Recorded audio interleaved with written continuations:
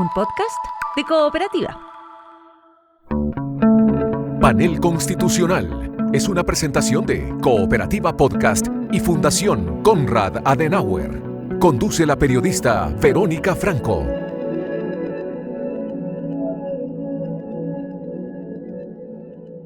Y ya estamos en otro capítulo, el cuarto de Panel Constitucional, un podcast en el que debatimos junto a académicos, académicas y expertos sobre qué hacer con nuestra Constitución después de los procesos fallidos de los últimos años. En este capítulo estamos acompañados por Miriam Enríquez, que es abogada, doctora en Ciencias Jurídicas de la Universidad Santiago de Compostela, decana de la Facultad de Derecho de la Universidad Alberto Hurtado. Entre sus áreas de investigación está precisamente el cambio constitucional y la transición constitucional. ¿Cómo estás, Miriam? Muy bien, Verónica, muchas bienvenida. Gracias. Muchas gracias por la invitación. Y a la distancia se nos suma a esta conversación también Constanza Juve, abogada, profesora de Derecho Constitucional en la Universidad Católica, ha sido investigadora del programa legislativo del Instituto Libertad e integró la Convención Constitucional en representación del Distrito 11 por la UDI. ¿Cómo estás, Constanza? Bienvenida. Muchas gracias, Verónica. Muy bien. Un gran saludo también a mi amiga Miriam y a todos quienes están escuchando hasta ahora el podcast. Partamos hablando, Miriam, Constanza, sobre los procesos fallidos. ¿Qué nos dejaron esta convención y este Consejo Constitucional? ¿Algo de lo que quedó ahí sirve? ¿Algo de lo que quedó sobre la mesa hay que rescatar? ¿O son procesos que hay que doblar en dos, guardar y ojalá olvidarse de ellos? Constanza. Bueno, yo en esto tengo... estoy más implicada, ¿cierto? Porque al final me tocó participar directamente en lo que fue la Convención Constitucional número 1. Entonces sí. Hay veces que al menos a mí me preguntan cómo fue esa experiencia y lo que generalmente contesto es que fue una experiencia única y espero que irrepetible. Pero dicho lo anterior, yo creo que uno siempre aprende de los distintos procesos. Yo creo que en este caso hay que aprender sobre cómo no hacer las cosas, ¿ya? Y eso no lo digo solamente desde un punto de vista de la falta de voluntad que hubo de querer llegar a una lógica más bien común, que es lo que requieren las constituciones, y finalmente las constituciones tienen que permitir que las distintas miradas puedan convivir en una determinada sociedad, sino que lo digo fundamentalmente por algo que vamos a conversar probablemente hoy, por las reglas del juego, ¿ya? Las reglas del juego en el proceso, al menos uno, condicionaron el resultado. O sea, no había cómo, con esas reglas, esas alteraciones al sistema electoral, podía haber salido algo bueno, ¿ya? O podría haber sido diferente el resultado. Y respecto al proceso 2, bueno, yo creo que eso ya tiene que ver con un aprendizaje respecto de lo que los constitucionalistas denominan el momento constitucional, ¿verdad? Y había un momento constitucional que estaba presente, pero también no, a mi juicio, no se leyeron bien tampoco la decisión democrática que se tomó en el plebiscito de salida. Eso, si es que uno tuviera que pormenorizarlo, yo diría que esa es una reflexión general. Ahora, de guardar en un cajón, esto quizás Miriam lo va a desarrollar mucho mejor que yo, pero no, o sea, todos los elementos que se han planteado en esta discusión desde el año 2015, 2014, 2015 en adelante, son importantes para eventuales ajustes constitucionales que desde mi punto de vista, al menos lo que es el sistema político, son absolutamente necesarios. Constanza hablaba de falta de intención de llegar a acuerdos en el primer proceso y también aludía a las reglas del juego, de una u otra manera planteaba condicionaron los resultados. ¿Lo ves así también, Miriam? ¿Lo ves así en el primer proceso o eso es aplicable también al segundo? Bueno, yo creo que hemos transcurrido, yo diría, 3 procesos constituyentes. Sumaría el de la presidenta Bachelet también como un ejercicio, como un aprendizaje. Uno cuando aprende no tiene que tropezar de nuevo con la misma piedra, es parte del ejercicio, pero bueno, a veces ocurre. Contamos con casi 4 propuestas. Yo diría que la propuesta de la presidenta Bachelet, que no alcanzó a tramitarse, más la del texto de la convención, más el de la comisión experta, más del Consejo Constitucional.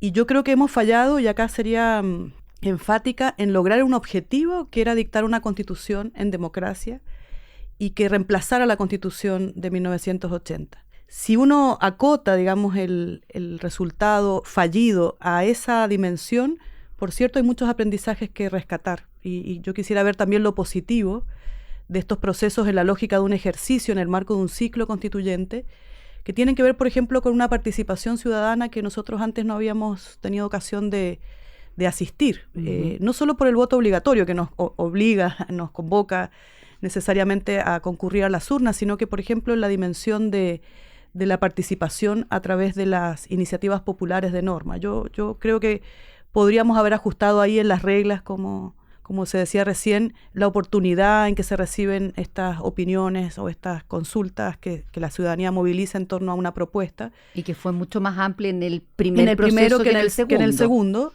Pero en definitiva hubo una movilización de la ciudadanía en torno a ciertas propuestas, como no había ocurrido en otros casos, o la importancia de las personas que entendieron tenían que instruirse para poder votar en las clases abiertas que se fueron organizando por los distintos foros, en fin. Y yo también diría que la ciudadanía, cuando tomó la decisión de rechazar ambos textos, nos da cuenta de una suerte de ciudadanía que no se dejó influenciar por las noticias necesariamente, que no siempre fueron las más fidedignas, sino que hubo cierta moderación al valorar las propuestas, no solo sobre las propuestas y sus formas, que el maximalismo yo creo que estuvo presente en ambos casos, en ambos procesos, sino que también el rechazo que no se hubieran logrado los acuerdos. Y me parece que los acuerdos con base en la mayoría no se lograron ni en el primer ejercicio ante la convención y tampoco ante el segundo. Entonces yo creo que esos son aprendizajes. Uno tiene que pensar críticamente sobre los procesos pasados y decir, la ciudadanía rechazó no solamente el texto, sino que también el proceso en cómo se condujo, pero fundamentalmente el que las personas que estuvieron allí representadas, por más que intentaron en algunos casos, no se logró el acuerdo. Yo creo que hubo personas que intentaron llegar a acuerdo y otros sencillamente aprovecharon su posición dominante para instalar ciertas ideas o posiciones. Ahora, si uno piensa en lo que podría venir a futuro, sacando estas lecciones que uno yo creo que debiera mirar en retrospectiva y sacar aprendizajes de lo acontecido, no parece tan viable en el corto plazo de que haya un futuro proceso constituyente en el modo con asamblea constituyente, convención constituyente o consejo que lo conocimos, sino que probablemente va a tener más la forma de reforma constitucional o de reformas legales. Y han habido cambios a la Constitución en este tiempo, en este intermedio, que a lo mejor han pasado un poco desapercibidas, pero que también corresponde aquilatar, como por ejemplo que se hayan reducido los quórum para la aprobación de ciertas leyes en ciertos ámbitos y también de reformas constitucionales. O sea, hoy es más sencillo modificar. Facilitaría reformar la Constitución. Exactamente, es más fácil, más sencillo modificar la Constitución. Esa es la vía pasado el momento constituyente, Constanza, que es algo además que tú planteabas, estaba revisando notas del año 2020, planteabas en esa época ya que era perfectamente posible hacer cambios solo por la vía institucional establecida. Más fácil hoy con este cambio al que aludía recién Miriam. Sí, de todas maneras, y quizás si uno se va un poco más atrás, porque acá hubo también una actitud muy visceral de parte, bueno, no solamente quizás de lo que son políticos de carrera, ya no me gusta hablar de la clase política, sino de parlamentarios o de autoridades de gobierno, sino que también incluso de académicos que se comprometieron con sus ideas y de alguna forma, ¿cierto? Tenían esta como suerte como de obsesión respecto de tener una manera de hacer las cosas. Yo creo que ahí Miriam era muy clara en decir acá, se falló, fracasó el hecho de haber tenido un objetivo común porque pareciera de que el proceso, ¿cierto? El hecho de que fuera una asamblea unicameral con ciertas condiciones identitarias, por ejemplo, el caso de la UNO, era el objetivo, cuando en realidad el objetivo tenía que ver más bien con una cuestión de fondo. Ahora, dicho eso, yendo un poquito más atrás, fuimos mucho, y en esto hubo académicos bien transversales, y me incluyo, que desde el año 2014 veníamos planteando de que habían que hacer cambios constitucionales, ¿ya? En mi caso particularmente en los temas orgánicos, en el funcionamiento de los poderes del Estado, porque si no tienes bien ordenado o no tienes bien estructurado el sistema político, todo lo demás falla, ¿ya? Yo creo que ha sido una muestra de eso los años post reforma del sistema electoral de Bachelet, de Michelle Bachelet, presidenta Bachelet II. Entonces esos cambios eran necesarios. Ahora la gran pregunta era el cómo, era la forma, era el para qué, ¿cierto? Y ahí es donde yo creo que la manera de poder hacerlo era a través del Congreso, era poder haber generado, por ejemplo, en el proceso 2, una comisión de expertos que le diera, por ejemplo, un insumo al Congreso para que el Congreso lo sacara adelante. Pero ya eso es parte un poco del pasado. Yo comparto con Miriam de que creo que es completa y totalmente irreal. Me parecería además un despropósito tremendo por el hecho de que también la propia ciudadanía ha afirmado la Constitución vigente, creer que se puede iniciar una nueva Asamblea Constituyente, pero sí de que se requieren cambios a la Constitución, sin duda, y hago especial hincapié en lo que es la estructura del sistema político. Estructura del sistema político que parece hoy hay disposición en todos los sectores, en el oficialismo y en la oposición, en el oficialismo, el centro, la izquierda y también en la derecha, a que haya cambios concretos. ¿Es el momento hoy de modificar el sistema político, Miriam? Sí, yo tengo un matiz con Constanza sobre la clausura de este ciclo constituyente. Probablemente en la forma en que se realizó es poco probable que ocurra en el corto y mediano plazo. O sea, le sería muy difícil imaginarse no sé qué nombre le podríamos poner, porque siempre se buscó cambiar el nombre para despegarse del proceso anterior. Y no resultó mucho, pero bajo la forma de una asamblea constituyente. Pero es probable que, porque es necesario, si no todo este ejercicio no habría tenido ningún sentido, que hay que hacerle cambios a la Constitución, y probablemente en el aspecto más relevante es el cambio al sistema político. Pero esos cambios vía Congreso, con reforma. Exactamente. Entonces, a la actual claro, Constitución. Parece que nos perdimos la oportunidad de haberlo hecho bajo esta forma en el corto plazo. Y eso no implica como que se clausura el ciclo constituyente, pero sí se cierra probablemente muchas puertas para haberlo hecho como se hizo en los dos procesos anteriores. Quizás sí por la vía de las reformas constitucionales, sobre todo ahora que es más sencillo de hacerlo. ¿Y cuál sería el primer tema probablemente para modificar? Es el sistema político. Ya hay un acuerdo más o menos transversal de que esta es la necesidad, digamos, primera.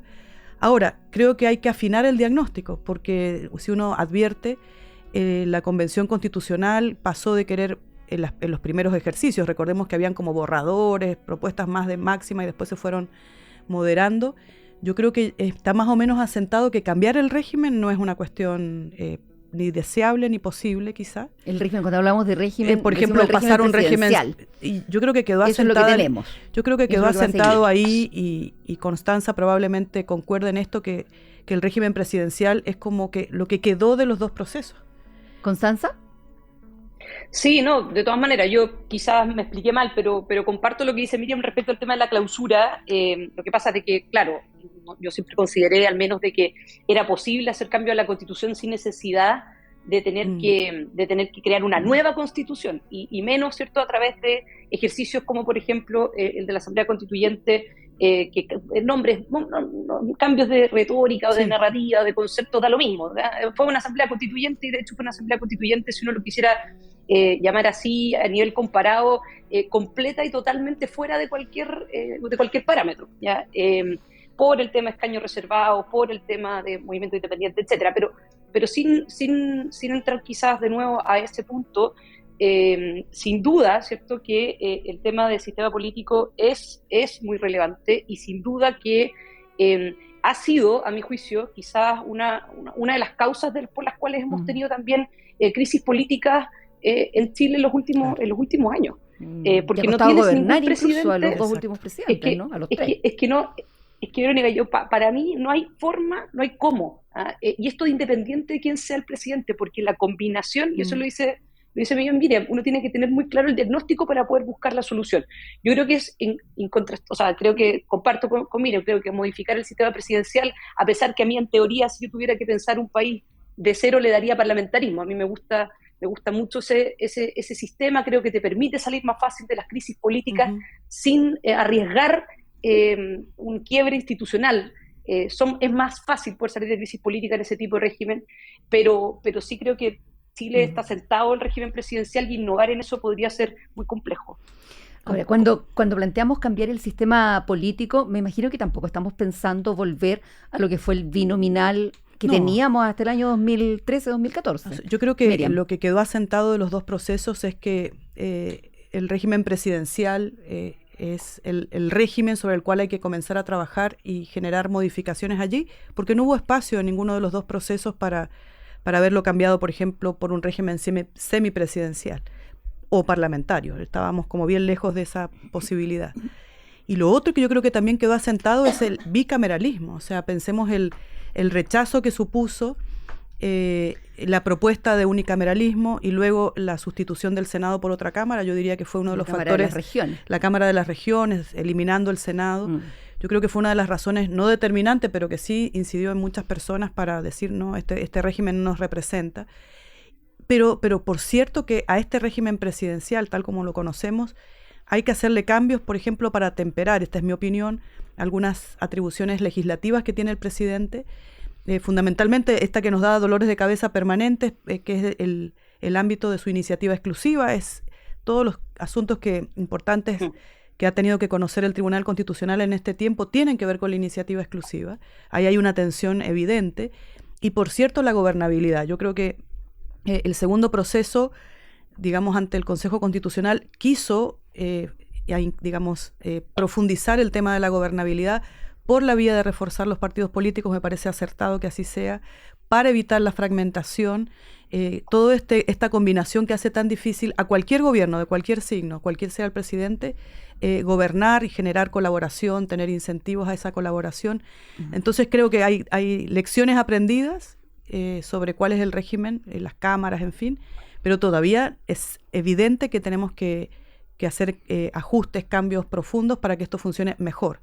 Ahora, el diagnóstico es algo que, insisto, tenemos que refinar porque teníamos un diagnóstico en la lógica del binominal, teníamos un diagnóstico sin reforma al sistema electoral, teníamos un diagnóstico y ahora tenemos unas realidades distintas que tenemos que poder apreciar y asumirlas profundamente.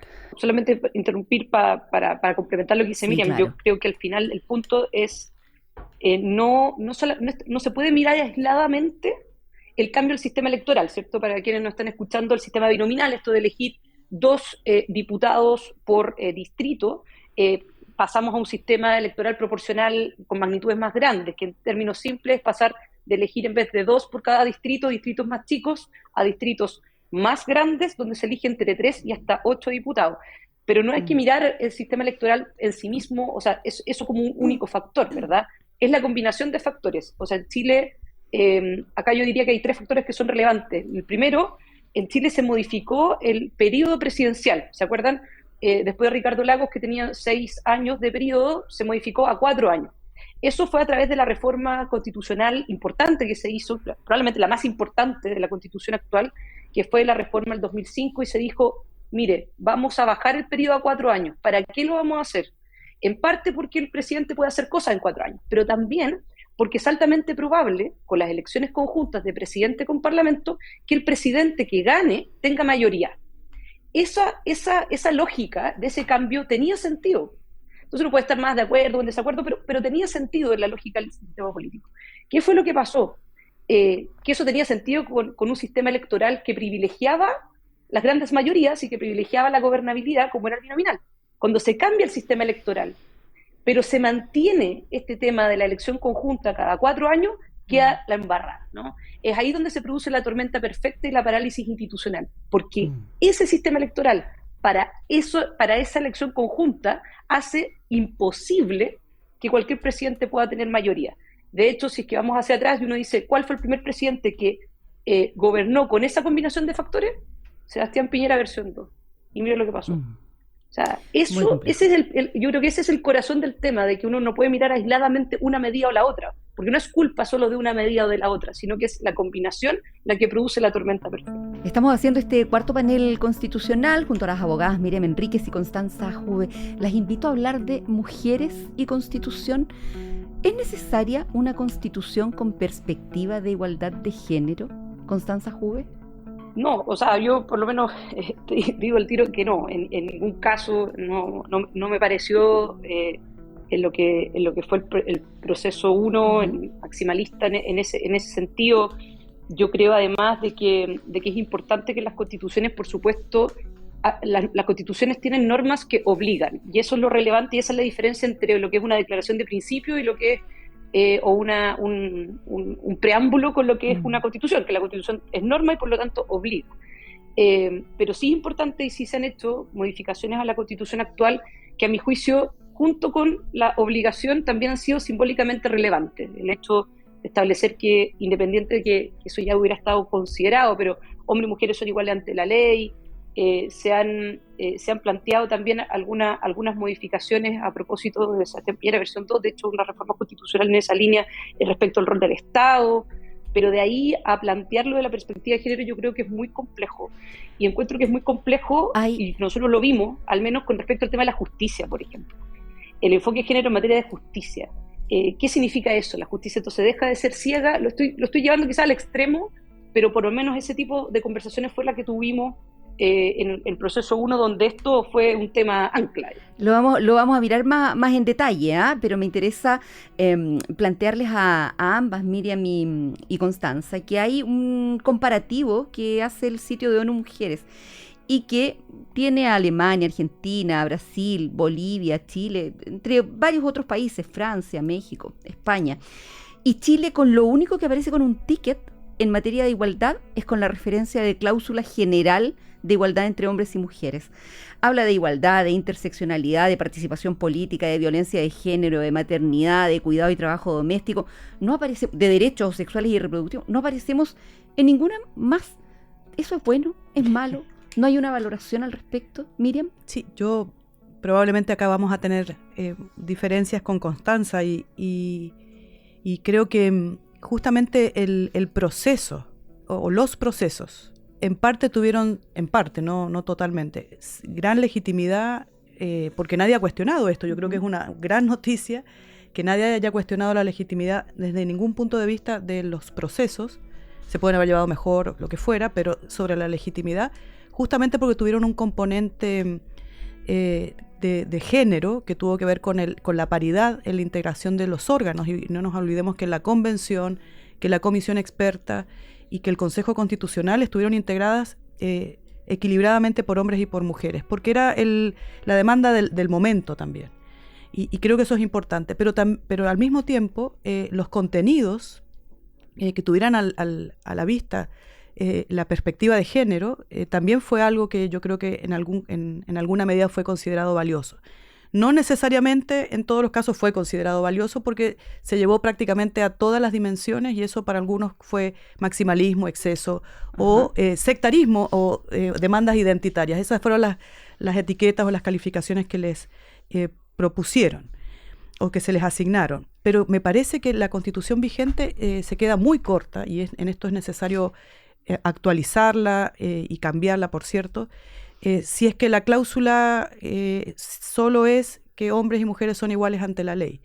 Yo creo que incluso la idea de la discriminación arbitraria se queda corta, porque hoy prácticamente a nivel internacional y en el derecho comparado se habla de la prohibición de la diferenciación, porque en general muchas diferencias son en sí mismas arbitrarias, entonces es como un uso antiguo esa distinción. Y por otro lado, no todo lo que estaba previsto era simbólico. Me parece que, por ejemplo, la prohibición de la violencia de género es necesario en un texto constitucional. Más allá de la ley que acaba de aprobarse, acaba de promulgarse. Y hay leyes que prohíben la discriminación arbitraria desde hace un tiempo. En fin, pero esa afirmación, y tiene que ver con la idea de la violencia de género es una cuestión recientemente aprobada, pero que esté en el nivel constitucional tiene también un sentido, como por ejemplo la prohibición de la esclavitud. Esto es tan grave, la violencia de género, que esté prohibida también tiene no solo un valor simbólico, sino que tiene un componente normativo. Por otro lado, es cierto que se establecieron una serie de derechos con perspectiva de género, pero yo creo que la reforma más relevante fue a la reorganización del poder, que tenía que ver con la paridad. Me parece que es un tema que hoy refleja sentires y demandas ciudadanas, y me parecen necesarios que estén previstos en una constitución. Sí creo que se llevó, probablemente había más de 60 normas vinculadas con temas de género en la primera propuesta.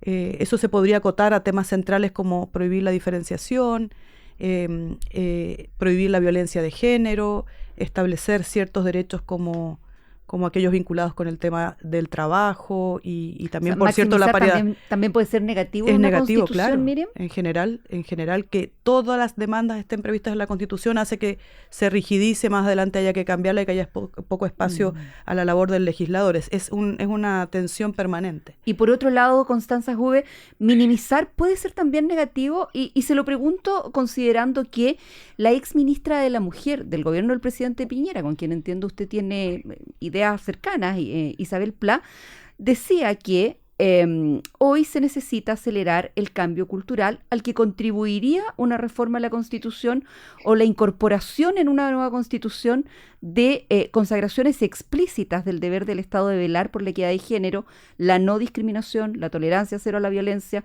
promover la igualdad de derechos y deberes. Eso es un poco más que solo lo que se plantea en términos generales de igualdad entre hombres y mujeres hoy. Sí, claro, de hecho a eso me refería con la propuesta de gobierno de Sebastián Piñera versión 2, precisamente apuntada a una reforma constitucional que, mira, más allá de la redacción, uno tendría una redacción distinta porque cada palabra en la Constitución importa o cambia el sentido si es que modificas una sola palabra del texto. Pero claro, acá lo importante, yo creo que ahí la exministra da en el clavo en términos de decir que acá esto tiene que ver también con un factor cultural. O sea, yo creo que acá yo diferenciaría un poco los planos.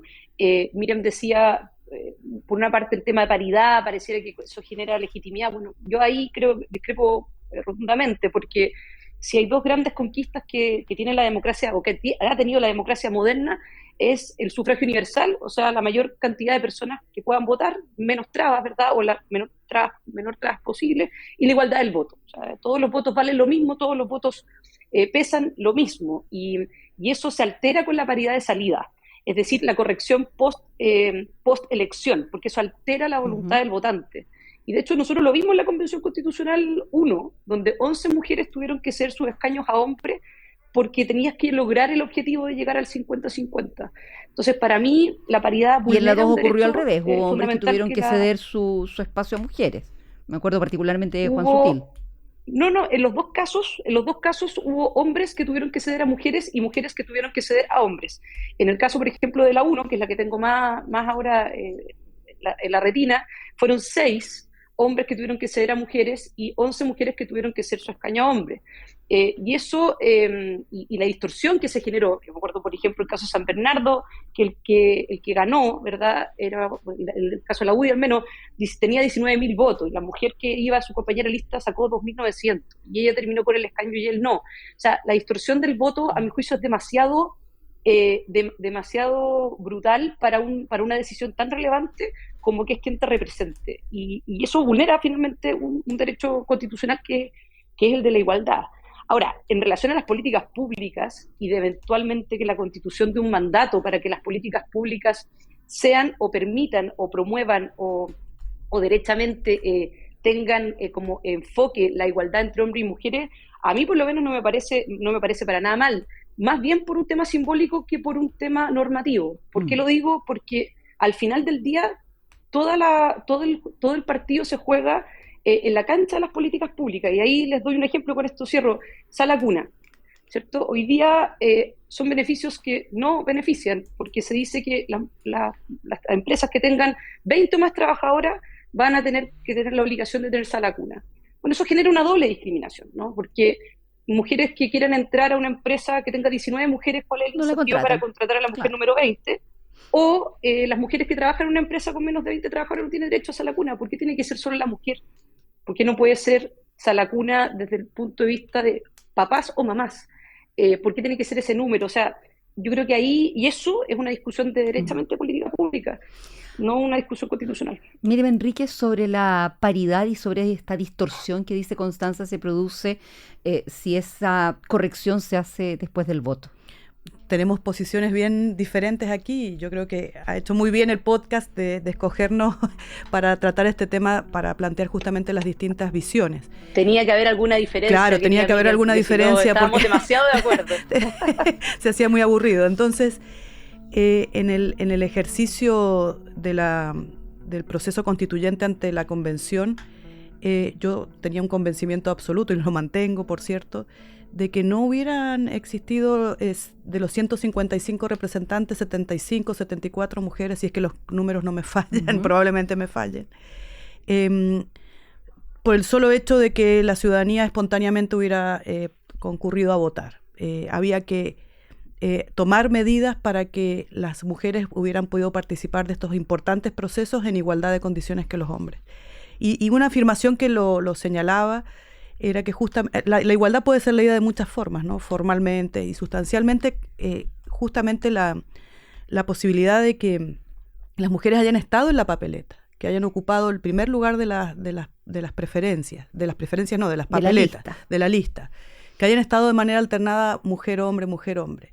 Y que luego se haya pedido, exactamente, se haya podido corregir, que en algunos casos fue necesario y en otros no fue el caso, permitió el resultado de que la mitad de la convención hubiera estado integrada, y así el Consejo y la Comisión Experta, por mujeres. Si hubiéramos esperado que esto ocurriera de manera espontánea, natural, por decirlo de alguna forma, no hubiera sido el caso. Estaríamos esperando quizás 100, 200 años para que esto ocurriera. Y como se trata de las decisiones más relevantes, como se trata de fijar las reglas que van a ser comunes para todos en los próximos años, ¿cómo podían estar ausente la voz y la opinión de las mujeres, que somos más de la mitad de la población?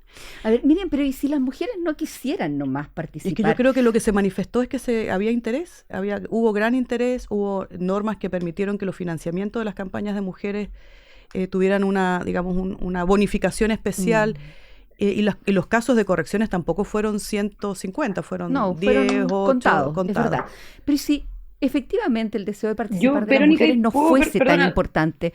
Un segundo, Constanza, y precisamente iba a aludir a algo que escribió Constanza hace ya varios años. Aludía a un estudio de la Unión Parlamentaria de 2008 y dice: los 3 principales factores de las mujeres para no entrar en política tienen que ver con responsabilidades domésticas, actitudes culturales prevalentes sobre los papeles de la mujer en la sociedad y la falta de apoyo de la familia. ¿Puede ser? ¿O es efectivamente el machismo y los partidos políticos los que no dejan participar a las mujeres sin estas correcciones que buscan la paridad? Miriam. Yo creo que las mujeres a veces se han inhibido de participar porque, claro, hay cierta, en las campañas sobre todo, cierta violencia o directamente violencia política. En general, las responsabilidades familiares les hace muy difícil poder participar, pero cuando están dadas las oportunidades para que participen, como fue el caso de la paridad, el entusiasmo, la mayor cantidad probablemente de candidaturas fueron de mujeres, los resultados fueron muy positivos para las mujeres porque se evidenció en la paridad. Entonces, cuando están dadas las condiciones, las mujeres participan y las representantes fueron personas absolutamente calificadas que claramente dieron cuenta de que para este tipo de responsabilidad estaban a la altura. Y por lo tanto yo creo que una de las cosas que se ganó de este proceso es justamente la integración paritaria para aquellos órganos que toman las decisiones relevantes. De paso, porque lo que implica es una suerte de reestructuración del poder. Si una propuesta de cambio constitucional solo implicara establecer principios y solo implicara reconocer derechos con perspectiva de género, por ejemplo, o para las mujeres, sería totalmente insuficiente. Yo creo que hay que reestructurar el poder para, por ejemplo, instalar la paridad para la conformación de los órganos políticos que toman decisiones relevantes. Constanza, no son solamente países, no sé, pues Bananero y Chile los que tienen o los que buscan la paridad. Uno mira, y Alemania también busca la paridad, en España buscan la paridad. Sí, a ver, yo primero solamente lo que quería, no sé si complementar, pero un matiz nomás con lo que señalaba Miriam antes, es de que yo creo que sin duda hay que generar los incentivos para que más mujeres participen no solamente en política, sino que en puestos de decisión, ¿ya? Porque evidentemente, a pesar de lo que es la paridad de entrada, ¿cierto? Yo hago ahí quizás esta diferencia, el hecho de que las candidaturas tú tengas que presentar 40 y 60% de un sexo o de otro, a pesar, ¿cierto?, del financiamiento adicional que se le da a los partidos políticos por mujer electa, de tal manera que lleves candidatas competitivas, etcétera. Ha habido un aumento, al menos de mujeres políticas en el Congreso, con esas medidas, pero es insuficiente, por supuesto que es insuficiente. Yo creo que todas las medidas que se puedan hacer para incentivar financiamiento, el hecho que el voto la devolución del voto sea con más recursos, la paridad de entrada eventualmente, las cuotas voluntarias de los partidos. Fíjate que Alemania subió mucho su participación femenina. Si no me falla la memoria aquí, Miriam me puede ayudar más, pero Alemania, que tiene una alta participación femenina, tenía cuotas voluntarias de los partidos, o sea, una suerte como de sello CERNAC, ¿no? El partido que en el práctico tiene la mitad o tiene más mujeres, por ejemplo, que hombres, etcétera, es visto de alguna forma como un compliance, por así decirlo. Claro. Exacto. Entonces, yo creo que todas esas medidas son importantes, creo que son necesarias además. Si mi único tema pasa por la corrección de salida, ¿no? Es el hecho de que se meta la mano a la urna. Eso es lo que yo encuentro que es muy complejo, independiente, que estoy muy de acuerdo con todos los incentivos o con todas las alternativas de incentivos que podemos encontrar para que más mujeres participen de los puestos de decisión. Porque claramente y culturalmente Chile hoy día, hasta por lo menos mi generación, sigue siendo un país que tiene estos como prejuicios inconscientes que le dicen los gringos, y esa es una cuestión que es real, ¿no? Y estamos hablando de la treintena, una generación bien joven, ¿no? Mucho más joven, por supuesto, que nosotros, digámoslo. No, es cierto. 40, pero ¿sabes por qué? Me refiero, yo creo que es relevable. La generación de mi sobrina, que tiene 1 año, espero sinceramente que sea distinto. Yo lo veo con mi alumna también. Hay más alumnas, yo tengo en derecho mucho más mujeres que entran a estudiar la carrera, y yo ya tengo, imagínate, ya 13 años haciendo clases, y tú lo ves después, más mujeres que hombres entran a estudiar. Bueno, lo hacía notar porque socios, la idea general, Constanza, Miriam, es que en la treintena, la gente que está en la treintena hoy, tiene efectivamente una mirada muy distinta. Y Constanza nos dice, no, o sea, hasta mi generación lo mira de esta manera.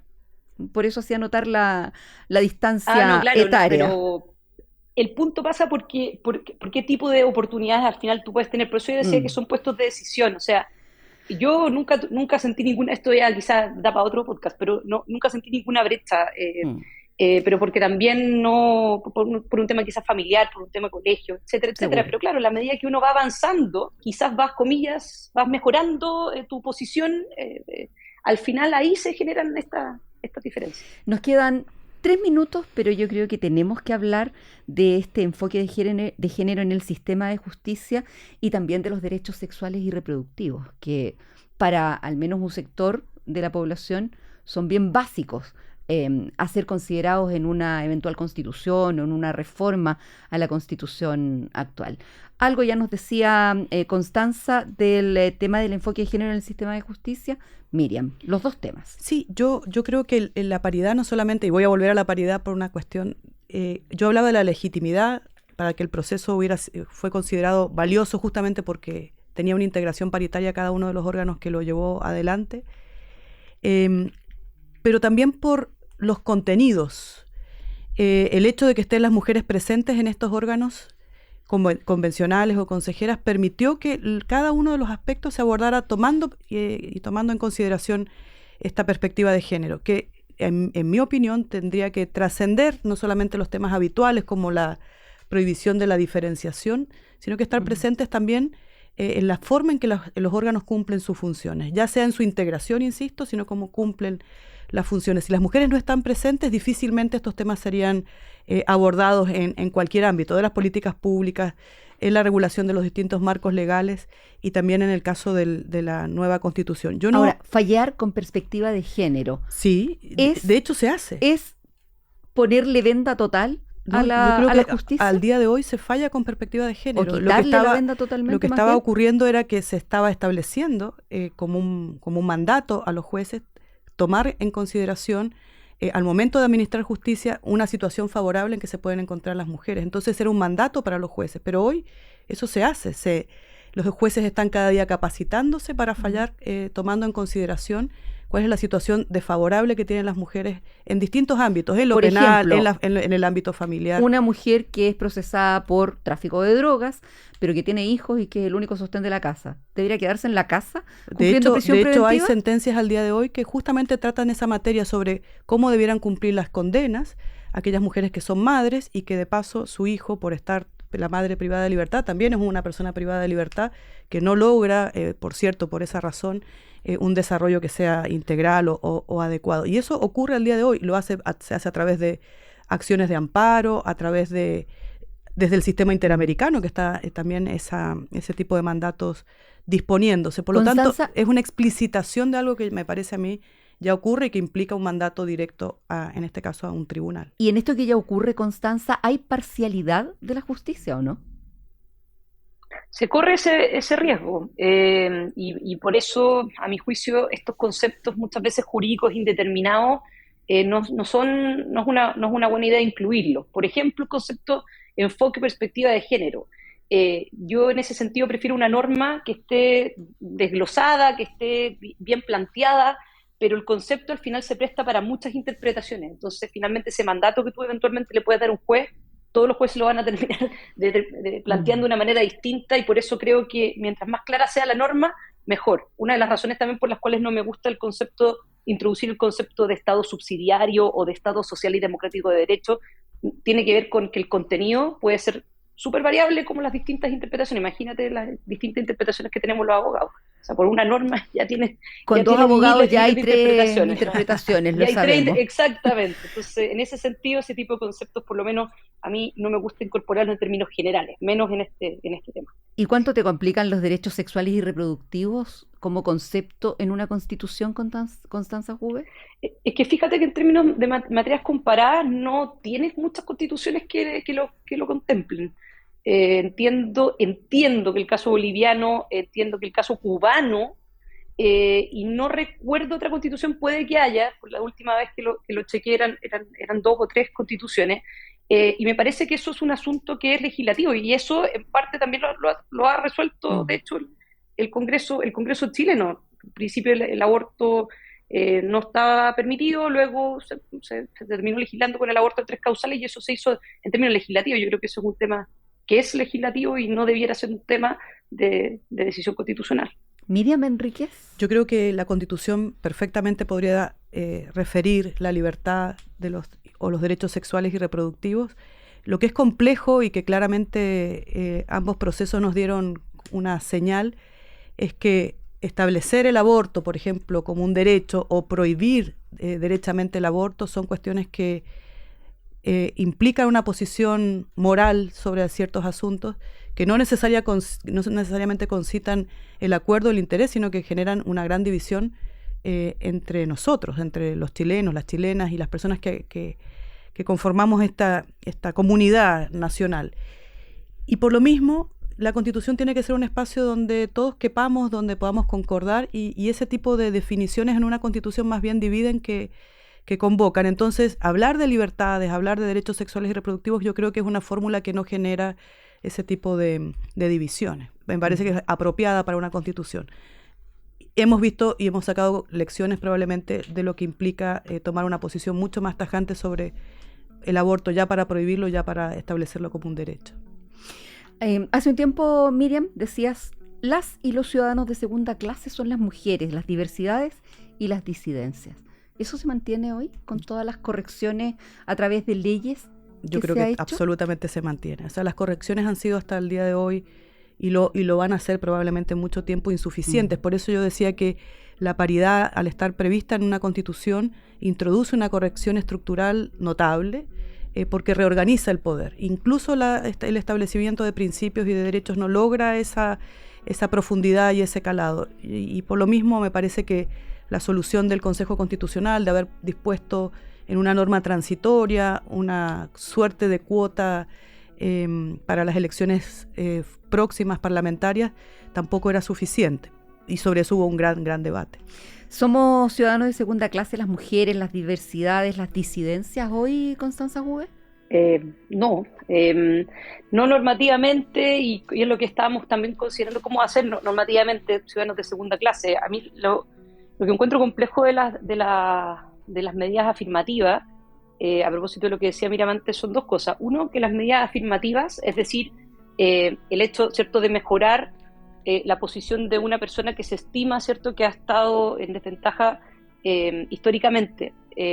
Obviamente es más complejo el concepto, pero para explicarlo quizás más bien en simple, primero, por definición, tienen que ser transitorias hasta que se logre, ¿cierto?, ese equilibrio. Y normalmente eso nunca es así, al final siempre lo transitorio termina siendo permanente. Y lo segundo es que corremos el riesgo precisamente de lo que pasó en la Convención Constitucional versión 1, donde al final del día tú terminas incorporando, ¿verdad?, políticas identitarias que hacen que finalmente el común denominador, que es el hecho de que todas las personas somos iguales en dignidad y derecho, se termina diluyendo. Y para al menos para efectos constitucionales, ese mínimo común es el que debiéramos centrarnos y no en una lógica, ¿cierto?, identitaria que termina generando una constitución, que lo hablábamos antes, maximalista, y que termina además diferenciando precisamente entre ciudadanos de primera y de segunda categoría. Sobre mujeres, sobre participación política, paridad, cuidados, discriminación. Hemos estado conversando en este panel constitucional junto a las abogadas Miriam Enríquez y Constanza Juve. A las dos les agradecemos todas las ideas que trajeron para compartir. Muchas gracias. Gracias a ustedes. Muchas gracias a ustedes. Panel Constitucional es una presentación de Cooperativa Podcast y Fundación Konrad Adenauer. Escucha este y otros capítulos de Panel Constitucional en cooperativapodcast.cl o en tu plataforma de audio favorita.